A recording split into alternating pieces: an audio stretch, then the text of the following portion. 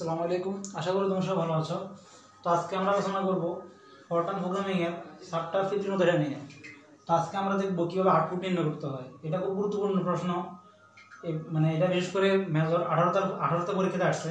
তো তোমরা যখন বোর্ড প্রশ্ন দেখবা তো দেখবা প্রতি বছরই চ্যাপ্টার 15 থেকে খ বিভাগ হোক বা গ বিভাগ হোক যে আউটপুট নির্ণয় দেয়। এভাবে একটা বলে যে চূড়ান্ত মান নির্ণয় করো, কে এর চূড়ান্ত মান নির্ণয় করো বা এম এর চূড়ান্ত মান নির্ণয় করো।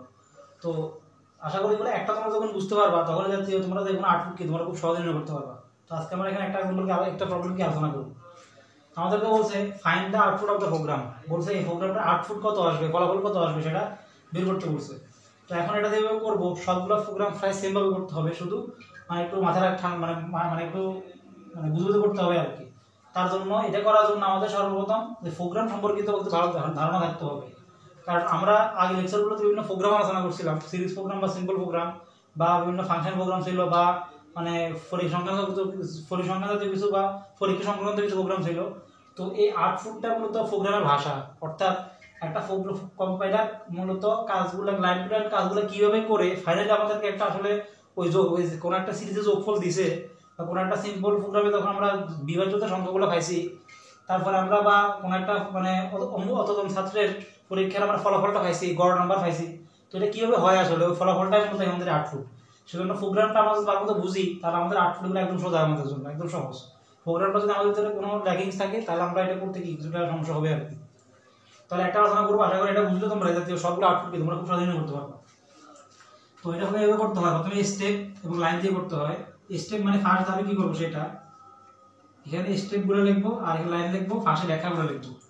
তো ফার্স্ট স্টেপ আর কম্পাইলার বলছিলাম আমরা, কম্পাইলার কাজগুলো লাইন টু লাইন করে। কম্পাইলার ফার্স্টে এই লাইন কাজ করবে, তারপরে এই লাইন আসবে, তারপরে এই লাইন আসবে, এই লাইন টু লাইন কাজ করে করে কম্পাইলার আমাদেরকে প্রোগ্রামটার কি একটা আউটপুট দিবে। এখন আমাদের এই লাইন টু লাইন এগুলোর ব্যাখ্যাটা দিতে হবে। আচ্ছা, তো দেখো ফার্স্ট লাইনে কি আছে, সি সি দ্বারা কমেন্ট বোঝায়। অর্থাৎ আমরা জানি যে ফরটার্ন কোডিং শিটের যে ভিতরে যে কলামগুলো আছে তার ভিতরে কলাম ফার্স্ট প্রথম কলামটা হচ্ছে কমেন্টের জন্য, সেখানে আমরা যে কোনো কমেন্ট লিখতে পারি, মানে কোনো একটা প্রোগ্রাম সম্পর্কিত যে কোনো কমেন্ট বা মন্তব্য করতে পারি। তো যে মন্তব্যটা করবো কম্পাইলার হুবহু সেটা প্রিন্ট করে দেয়, এটা জাস্ট কোনো মানে কাজে আসে না আর কি। তো সি দ্বারা যখন আমরা কোনো কিছু লিখবো সেটা কমেন্ট বোঝায়। তো সি কমেন্টে লিখছে প্রোগ্রাম সাম অফ স্কয়ার, অর্থাৎ এই প্রোগ্রামটা হবে একটা যোগফলের স্কয়ারের প্রোগ্রাম। তো এটা জাস্ট একটা কমেন্ট, এটা কিছুই না। সেজন্য ফার্স্ট স্টেপে আর ফার্স্ট লাইনে আমাদের কি আছে, আমাদের আছে এটা একটা comment, it is a comment. আমি ইংলিশে লিখতেছি, তোমরা বাংলা লিখতে পারো, ইট ইজ এ কমেন্ট। এটা মূলত একটা মন্তব্য করছি প্রোগ্রামটা সম্পর্কে, এই ফার্স্ট লাইন আর কোনো কাজ নেই। সেকেন্ড লাইন মানে সেকেন্ড স্টেপ, সেকেন্ড লাইনে কি কাজ, সেকেন্ড স্টেপে আমরা k = 1 আছে, k = 1 মানে k হলো একটা ভেরিয়েবল যেখানে এক ডাটা আমি স্টোর করছি, সংরক্ষণ করছি। তার মানে k অ্যাসাইন টু 1 মানে এই 1টা k এর ভিতরে অ্যাসাইন করা আছে, মানে k টা এই এক মানটাকে ধারণ করছে। তো এটা আমি k = 1 মানে কি, k contains 1 মানে k টা আসলে এক ধারণ করছে বা k এর ভিতরে এক সংরক্ষণ করা আছে, বাংলাদেশে লিখলে লিখব আর কি, k contains 1 তার মানে k যে ভেরিয়েবলটা আছে এই ভেরিয়েবলের ভিতরে আমি 1টা অ্যাসাইন করছি, মানে কি সংরক্ষণ করছি, একটা k এর ভিতরে সংরক্ষণ করা আছে। তারপরে যে সাম একটা ভেরিয়েবল, এই ভেরিয়েবলের ভিতরে কিছু না কিছু নাই, 0 = 0 মানে শূন্য হলেও আছে। তো তৃতীয় স্টেপে তৃতীয় লাইনে আমাদের আছে যে সাম = 0 মানে যে সাম একটা ভেরিয়েবল, যে ভেরিয়েবলের ভিতরে আমরা 0 কি সংরক্ষণ করছি। তাহলে এখানে একটা ভেরিয়েবল আছে যে সাম, যেখানে 0টা কি স্টোর করা হয়েছে বা সংরক্ষণ করা হয়েছে। তার পরবর্তীতে 31 লেভেল নাম্বার, চতুর্থ স্টেপে চতুর্থ লাইনে কি আছে, চতুর্থ স্টেপ চতুর্থ লাইন, চতুর্থ স্টেপে চতুর্থ লাইনে যোগফল আছে সাম, যে সাম = যে সাম প্লাস k ডাবল স্ট্যাটিক্স 2। তাহলে সূত্রটা লিখবো, যে সাম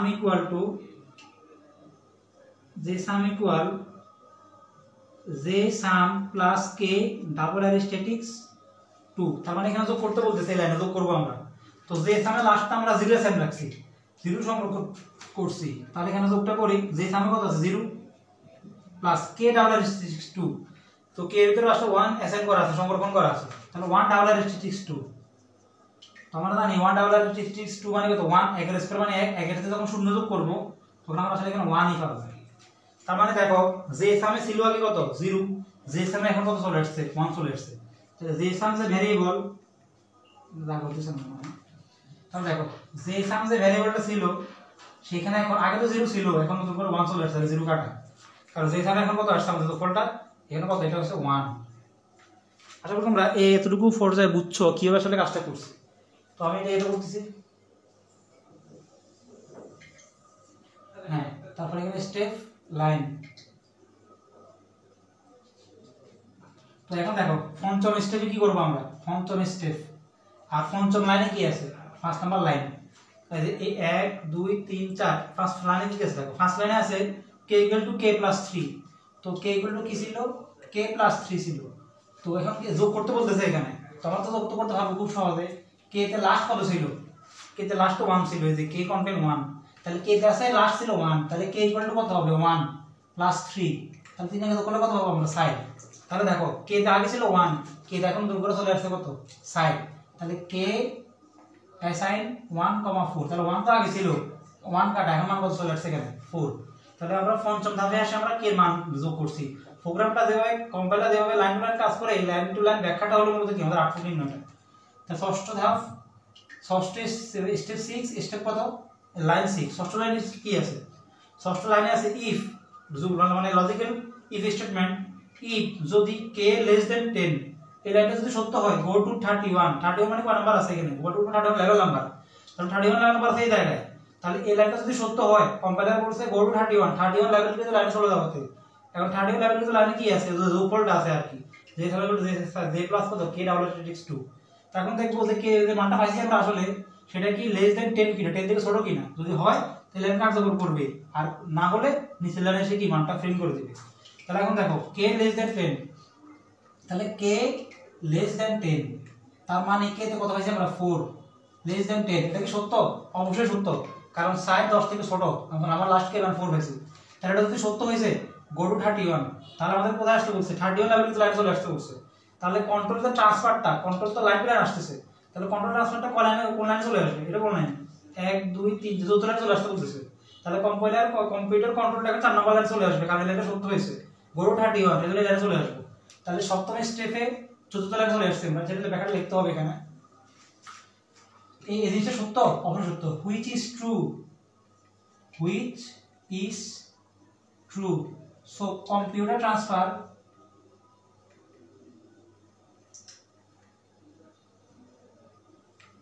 তো কম্পাইলার যে লাইন দেবে সেটা মানে সেটা এখন চতুর্থ লাইনে যাবে। তো control transfer line 4 with 31 level number. তার মানে যেহেতু লাইনটা সত্য হয়েছে, তো কন্ট্রোল ট্রান্সফারটা এখন চতুর্থ লাইনে চলে যাবে, যেখানে 31 লেভেল লাইনটা কি আছে। তাহলে এখন আমরা সপ্তম স্টেপে যাব। সপ্তম স্টেপে চতুর্থ লাইনে যেতে বলছে, চতুর্থ লাইনে। এখন চতুর্থ লাইনে কি আছে, এটা সত্য হয়েছিল, চতুর্থ লাইনে আছে 31, এই লাইনে আছে j সাম = j প্লাস k = 2। তো লিখবো চতুর্থ লাইনে কি ছিল, j সাম = j সাম প্লাস k = 2। তো এর মধ্যে আমরা যোগ করতে বলতেছে, যোগ করি। তো j সামে লাস্ট কত সংরক্ষণ করা আছে আমাদের, এই যে j সামে লাস্ট কিন্তু আমরা 1 সংরক্ষণ করছি, তাহলে j সামে আছে 1 প্লাস k = 2, k তে লাস্ট কত সংরক্ষণ করা ছিল 4, তাহলে 4 = 2। তো 4 = 2 মানে কত, sin স্কয়ার মানে 16, 16 কে করলে 17। তাহলে দেখো j সামে লাস্ট ছিল 1, এখন 1 নাই, এখন চলে আসছে কত 17। তাহলে j সাম এখানে আগে ছিল 0, তারপর 1, এখন আছে 17। তাহলে 0 কাটা 1 কাটা লাস্ট j সামে কত সংরক্ষণ করা হয়েছে, এখানে 17 সংরক্ষণ করা হয়েছে। তো আসলে তোমরা এটা বুঝছো। এরপরে অষ্টম স্টেপে চতুর্থ লাইন পরে কোথায় যাবে, এই লাইনে কাজ করছে, তো কম্পিউটার লাইন টু লাইন যায়, চতুর্থ লাইনের পরে কম্পিউটার সবগুলো পঞ্চম লাইনে চলে আসবে, নিচে লাইনে চলে আসবে আর কি, পরে এটা আবার আলাদা করবে এভাবে। তো এই লাইনে আছে যে এখান থেকে এই লাইন k = k + 3, মানে k এর মান আবার যোগ করতে বলতেছে এখানে। তাহলে অষ্টম ধাপে পঞ্চম লাইনে কি আছে, k = k + 3, মানে k = k + 3 যোগ করি। k তে লাস্ট কত সংরক্ষণ করা আছে 4, তাহলে 4 + 3 তার মানে কত 7। তার মানে k এর ভিতরে আগে ছিল লাস্ট 1 4, এগুলা কাটা হয়ে যাবে, এখন নতুন করে কত আছে 7। তাহলে 1 ও কাটা 4 কাটা লাস্ট কত আমি পাইছি আবার আসলে k এর মানে এখানে নতুন করে 7 পেয়েছি। তাহলে আসলে তোমরা এই লাইনটাও বুঝছো। তো এরপর নবম স্টেপে দেখো কম্পাইলার তো লাইন টু লাইন কাজ করে, এই লাইন থেকে কম্পাইলার এই লাইন কাজ করছে না, এই লাইন থেকে এখন এখানে সব আলাদা করবে, ষষ্ঠ লাইন পঞ্চম লাইনে ষষ্ঠ লাইনে আসবে আর কি, হ্যাঁ ষষ্ঠ লাইনে আসবে। ষষ্ঠ লাইনে কি আছে, ওই আবার শর্ত আছে, কে লেস দেন 10 এটা সত্য কিনা এখন দেখবে। তো কে তো এখন 7 আছে, তার মানে কে লেস দেন 10 এটা সত্য কিনা, কে মানে 7 লেস দেন 10। দেখতেছি আমরা এই লাইনটা এখনো সত্য, কারণ 7টা 10 থেকে এখনো ছোট, তাহলে এই লাইনটা যেহেতু সত্য হয়েছে, সত্য হলে বলছে গো টু 31 লেভেল কিন্তু লাইনটা দিতে বলছে, লাইনটা যেহেতু সত্য তাহলে এখানে আমরা আবার 31 লেভেল কিন্তু লাইনে চলে আসবো, মানে 1 2 3 4 চতুর্থ লাইনে চলে আসবো। তাহলে এটা আবার লিখতে হবে which is মানে কথাগুলো লিখতে হবে আর কি, আমি আগে শব্দটা লিখতেছি না, which is true, so control transfer কত চলে যাবে লাইন 4, so control transfer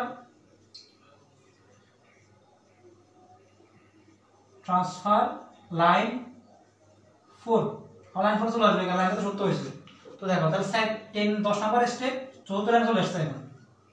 চতুর্থ লাইনে কি আছে, চতুর্থ লাইনে আমাদেরকে আবার যোগ করতে বলতেছে, চতুর্থ লাইন তো 31 এখানে ছিল, এটা j sum equal to j sum plus k double statics 2, তো এটা আবার করতে হবে নতুন করে আবার, তাহলে j sum equal to j sum plus k double statics 2, তো j sum লাস্ট কত ছিল দেখো, j sum লাস্ট কিন্তু আমরা 17 অ্যাসাইন করছি, তাহলে 17 প্লাস k ডাবল স্ট্যাটিক্স 2, তো k তে লাস্ট কত ছিল পাইছি আমরা 7, তাহলে 7 ডাবল স্ট্যাটিক্স 2, তো 7 ডাবল স্ট্যাটিক্স 2 মানে 49 আর 17 যোগ করতে হবে, তো 49 আর 17 যোগ করলে আমরা এখানে পাবো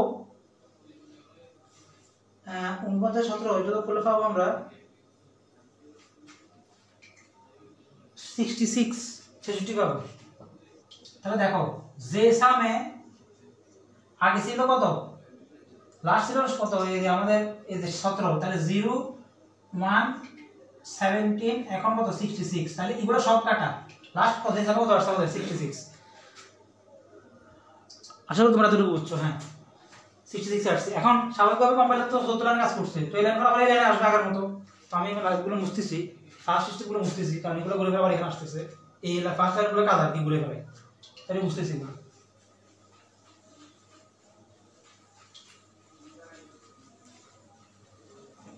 তো দেখো এখন দেখো 10 স্টেপ পেছে তো 11 স্টেপ, 11 স্টেপে 70 লাইন পরে সিরিয়াল কোন নাম্বার ফার্স্ট নাম্বার লাইন, এই যে এভাবে কাজ করছে 1 2 3 4, এই লাইনে যোগটা করছে, আবার এই লাইনে আসবে, আবার এই লাইনে আসে কে এর মান নিবে k = k + 3, তাহলে এই লাইনে আছে k = k + 3, তো k তে লাস্ট কত অ্যাসাইন করা ছিল, k তে লাস্ট আমার যতটুকু k তে লাস্ট কত অ্যাসাইন করা আছে, k তে লাস্ট অ্যাসাইন করা ছিল 7, যতটুকু সম্ভব, হ্যাঁ 7 7, k তে লাস্ট অ্যাসাইন করা ছিল 7, তাহলে k তে ছিল 7 মানে যত সংরক্ষণ করা ছিল আর কি, 7 + 3 মানে কত 10 হয়ে গেছে।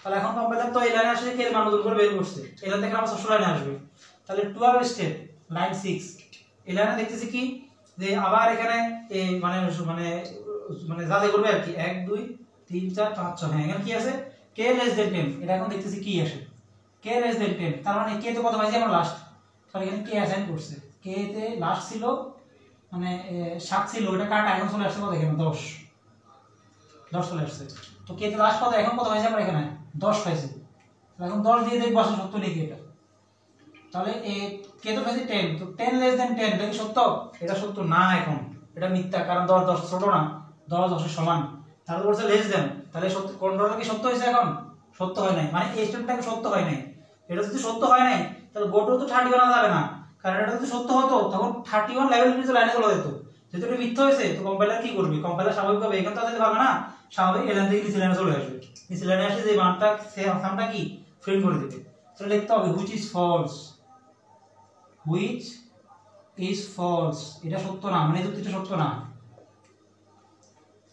so control transfer next line, control transfer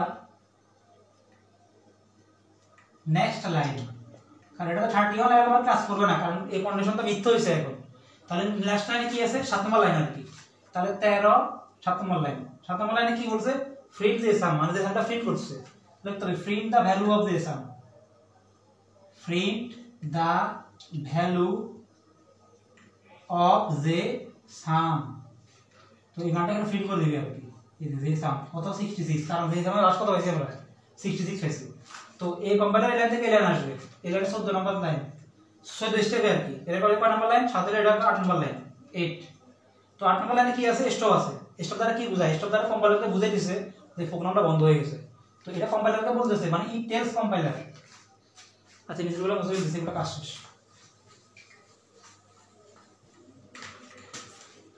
তো এটা স্টেপ দ্বারা বোঝাচ্ছে it tells the compiler it tells compiler to stop the program কারণ স্টপ দ্বারা আমাদের প্রোগ্রাম বন্ধ বোঝায় কম্পাইলারকে বলা হয়েছে স্যার যে কম্পাইলার ধরো তুমি মানে প্রোগ্রাম নির্ভরটাকে বন্ধ করো তাহলে 15 step 9 number line align for compiler এলাইনে কি আছে ইন্ট আছে তাহলে এটা দ্বারা বলা হচ্ছে কম্পাইলারকে প্রোগ্রামটা ইন্ট করতে মানে শেষ করতে তো it tells compiler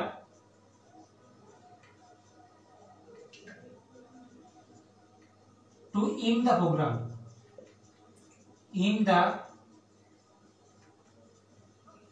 the program তো আমাদের প্রোগ্রামটা কি রচনা শেষ তাহলে আমাদের ফাইনাল যে আউটপুটটা বলছে যে সামনে সেটা কত আসছে আমাদের 66 সুতরাং the final value 66 এটা আমাদের নির্ণয় কি আউটপুট এটা আসার আনসার তো আশা করি তোমরা আজকে খুব গুরুত্বপূর্ণ কিভাবে আউটপুট নির্ণয় করতে হবে বুঝছো তার জন্য দেখছি আমরা আমাদেরকে কম্পাইলার ভাষাটা বুঝতে হবে অর্থাৎ প্রোগ্রামের ভাষাটা বুঝতে হবে তো প্রোগ্রামের ভাষা কিভাবে বুঝবো আমরা যত ভালো প্রোগ্রাম বুঝবো মানে সিম্পল প্রোগ্রাম সিরিজ প্রোগ্রামগুলো আমরা যত ভালো বুঝবো ততই আমরা এইগুলো খুব সহজে ইজিলি বের করে ফেলতে পারবো কারণ এগুলো মূলত প্রোগ্রামের লাইন টু লাইন কিভাবে কাজ করে সেটা ব্যাখ্যাটা শুধুমাত্র ব্যাখ্যাটা থেকে কিভাবে আউটপুটটা আসে এটা আমি যত প্রোগ্রাম আলোচনা করছি আগে লেকচারগুলোতে সবগুলোতে মূলত আমি প্র্যাকটিক্যালি ভাবে দেখানোর চেষ্টা করছি যে কোন প্রোগ্রামটা কোন লাইন থেকে কোন লাইন আসতেছে কোন জায়গায় কি সংরক্ষণ করা হইতেছে কোন জায়গায় কোন লাইন পর কি লাইন আসবে আমি এই জাতীয় মানে বৃত্ত দিয়ে কিছু মান ধরে ধরে দেখাইছি আসলে কাজগুলো কিভাবে হয় তো ওই লেকচারগুলো তারা ভালো বুঝছো আশা করি তোমাদের এই লেকচারগুলো এগুলো বুঝতে কোনো কঠিন সমস্যা কিছু হওয়ার কথা না কারণ এগুলো মূলত প্রোগ্রামের ভাষাটাই কিভাবে ফর্মুলাটা কাজ করে তাহলে এটা ছিল আমাদের আজকের একটা আউটপুট নির্ণয় কিভাবে আউটপুট নির্ণয় করতে হবে তা আশা করি আজকে তোমরা খুব গুরুত্বপূর্ণ এই ফর্মুলাটা বুঝছো তো পরের লেকচার থেকে আমরা আরো একটা কি আউটপুট নির্ণয় করবো আজকে পর্যন্ত সব ভালো থাকো আসসালামু আলাইকুম